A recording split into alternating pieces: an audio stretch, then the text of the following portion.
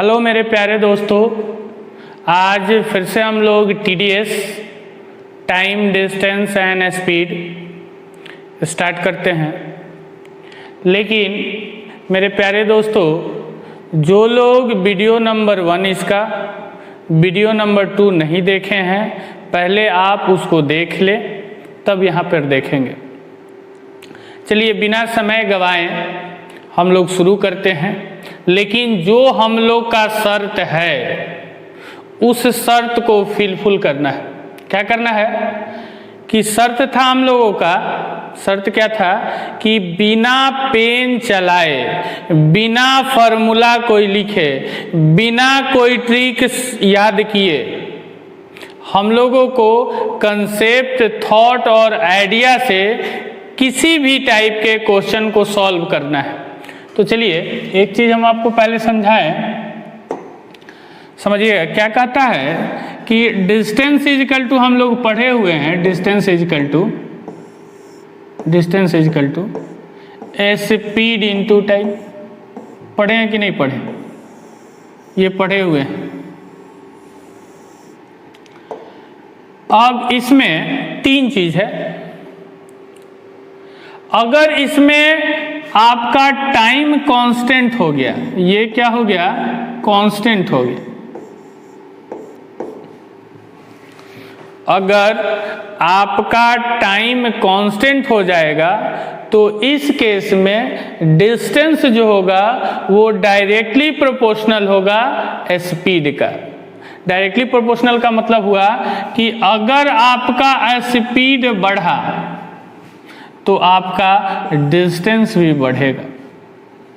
अगर आपका स्पीड घटा तो डिस्टेंस भी घटेगा। लेकिन ये कंडीशन कब होगा? जब आपका टाइम कांस्टेंट होगा। इस केस में हम लोग आर्यन रेशियो बोल सकते हैं कि d1/d2, d1 पहला डिस्टेंस, d2 दूसरा distance, is equal to s1/s2। s1/s2 पहला स्पीड और दूसरा स्पीड। ये आर्यन रेशियो हम लोग का होगा पहला। ठीक है। इसी तरह ध्यान से सुनिएगा मेरी बात को।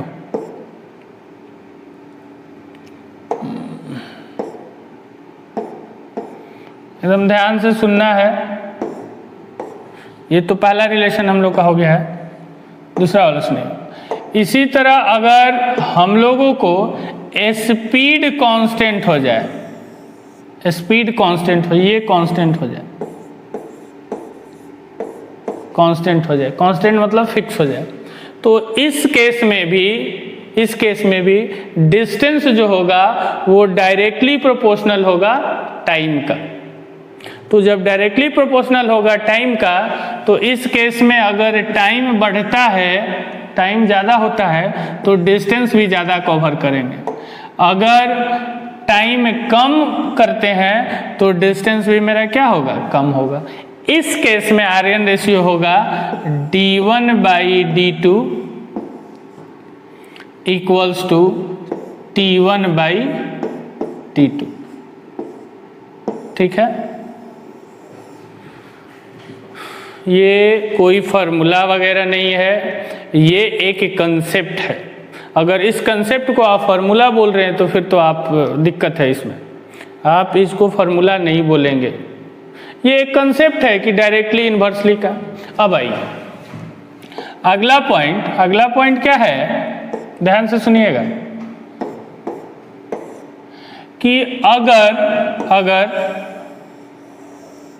उसने डिस्टेंस को कांस्टेंट कर दिया, डिस्टेंस को कांस्टेंट कर दिया तो स्पीड और टाइम एक दूसरे का इनवर्सली प्रोपोर्शनल होगा। इनवर्सली प्रोपोर्शनल का मतलब उल्टा होगा। ठीक है। तो इस केस में अगर टाइम घटेगा तो स्पीड क्या होगा? बढ़ेगा। अब जब डिस्टेंस कांस्टेंट होगा। अगर टाइम बढ़ेगा तो स्पीड क्या होगा? घटेगा, उल्टा होगा। तो इस केस में आर्यन रेशियो हम लोग लिख सकते हैं। क्या लिख सकते हैं? ध्यान से सुनिएगा। s1/s2 तो उल्टा होगा, तो ये होगा T2/T1। ये तीनों को आपको दिमाग में रखना है कि जब डिस्टेंस कांस्टेंट होगा तो क्या होगा, जब टाइम कांस्टेंट होगा तो क्या होगा, और जब स्पीड कांस्टेंट क्या होगा। ठीक है, स्पीड और टाइम में से कोई एक कांस्टेंट होगा तो बाकी तो डायरेक्टली होता है, लेकिन डिस्टेंस कांस्टेंट हो गया तब क्या होगा, इन्वर्सली। इन्वर्सली का मतलब कि जो S1/S2 लिख रहे हैं तो उधर लिखेंगे T2/T1। अब हम लोग क्या करते हैं, क्वेश्चन पे आते हैं डायरेक्ट, और आर्यन रेशियो का हम लोग हेल्प लेंगे।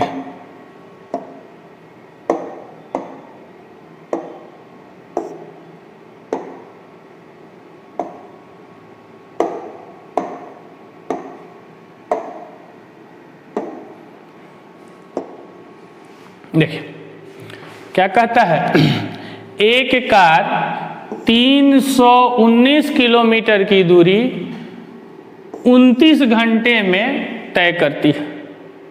319 किलोमीटर जाना है और कितने देर में जाता है, 29 घंटे में। तो कह रहा है कार 21 घंटे में, कार जो है 21 घंटे में कितनी दूरी जाएगा, कितनी दूरी जाएगा। अब देखिए इसमें कहीं भी स्पीड की चर्चा नहीं किया है। अगर स्पीड की चर्चा ना करे तो ये हम लोग मान कर चलना है कि स्पीड उसका कांस्टेंट है। और अभी हम आपको बताए हैं कि जब स्पीड कांस्टेंट हो, ये चीज़ बताए ना, distance is equal to speed into time, और अगर स्पीड आपका कांस्टेंट हो जाए तो इस केस में जो आर्यन रेशियो होगा वो होगा D1/D2 is equal to T1/T2। अब ये लिखना नहीं है आपको, हम समझाने के लिए लिख रहे हैं। तो यहाँ से लिख सकते हैं 319 D1, D2 नहीं पता है, T1 पता है 29 और T2 है 21। अब इसमें आर्यन रेशियो आपको लगाना है। तो आर्यन रेशियो जो यहाँ पर लगेगा, देखिए कैसे लग रहे हैं, ये इसका 10 गुना कीजिए, तो 10 गुना कीजिएगा तो 290 और फिर 29 जोड़ दीजिए। इसमें क्या किया, आर्यन रेशियो लगा रहे हैं, इसका 10 गुना 290 आप प्लस का 29 जोड़ दीजिए। तो देखिए तो ये आ रहा है कि नहीं आ रहा है, 290 और 29 319। तो ये 10 गुना आप प्लस का 29 किया है, तो इसमें भी 10 गुना आप प्लस का 21, तो 10 गुना कीजिएगा तो 210, आप प्लस का 21 यानी कि 231। 231 कौन है, ए।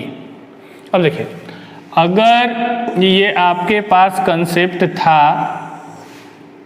अगर आपके पास कंसेप्ट था तो इसको कैसे बनाते हैं।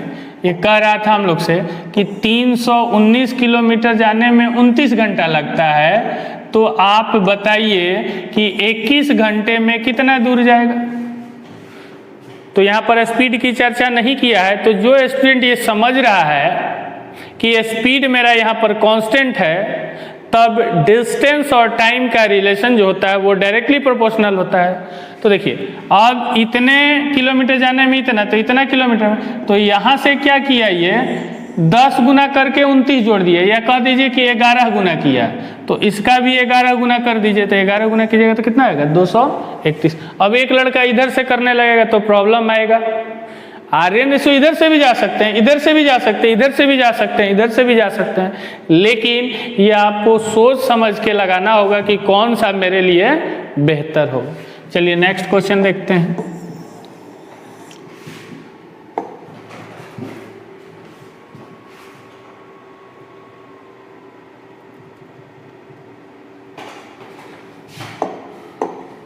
चलिए क्वेश्चन पढ़िए पहले।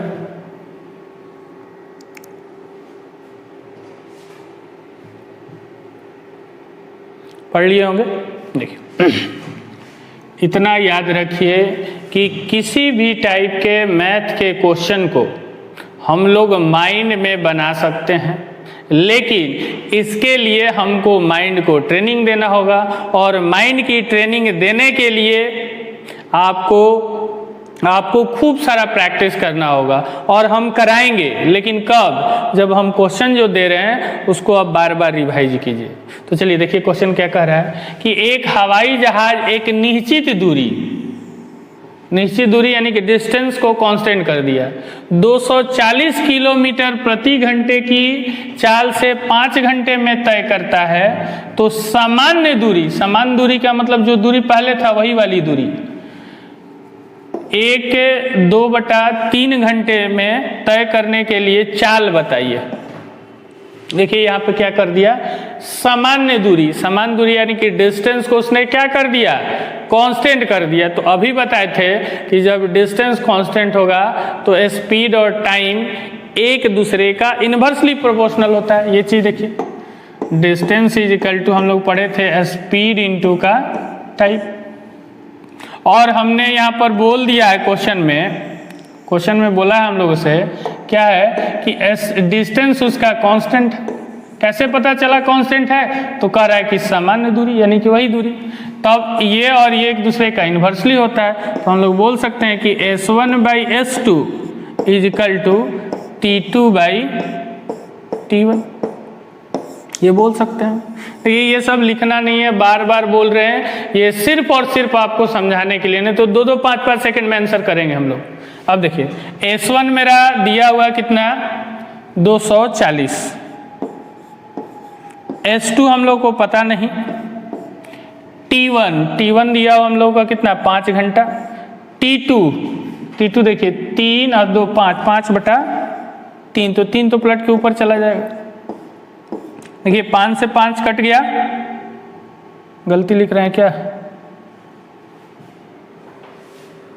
सॉरी उल्टा लिख दिया ना, उल्टा लिख दिया हम लोगों से। ये तो ठीक है S1/S2, T2 तो ये है ना, तो ये हो जाएगा 5/3, और T1 ये है, ये T1 है, पहला वाला T1 है, तो ये हो जाएगा हम लोग का 5, तो 5 से 5 कट जाएगा, 240 गुना 3 720, ठीक है।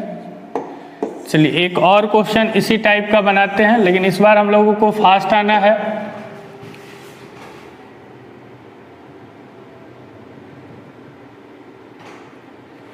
देखिए एक चीज बता दें, आप क्वेश्चन के लेंथ को देख के मत डरिएगा कि क्वेश्चन बहुत लंबा दे रहा है, नहीं, जितना क्वेश्चन लंबा होगा उतना ही इजी होता है।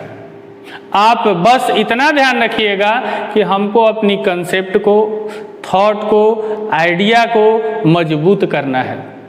जिस दिन आप मजबूत कर लेंगे, किसी भी टाइप के क्वेश्चन को 5 से 10 सेकंड में बना सकते हैं, वो भी कॉम्पिटिटिव एग्जाम की बात कर रहे हैं, बहुत फास्ट बनता है। अदरवाइज सिलेक्शन ही नहीं होना है, आप लिख के बनाए। इसमें बहुत लड़का क्या करता है, डिस्टेंस निकालेगा वगैरह वगैरह निकाल के बनाएगा, और बुक में भी बनाए हुए। देखिए क्या कह रहा है, क्वेश्चन कर रहा है हम लोगों से कि एक घोड़ा 30 किलोमीटर प्रति घंटे की चाल से दौड़ रहा है और वह अपनी दूरी को 2 घंटे में तय कर लेता है। एक घोड़ा है, 30 किलोमीटर की स्पीड से जाता है और 2 घंटे में वो तय कर लेता है।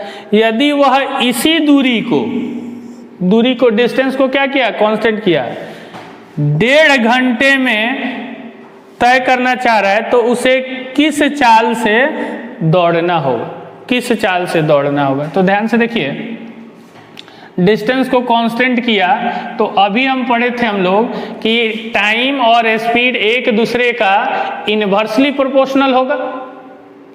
टाइम और स्पीड एक दूसरे का इनवर्सली प्रोपोर्शनल होगा, यानी कि S1/S2 इक्वल्स टू T2/T1। तो S1 हम लोग को दिया है 30, S2 नहीं पता है, T2 ये होगा, ये T2 है और ये हम लोग का T1 है।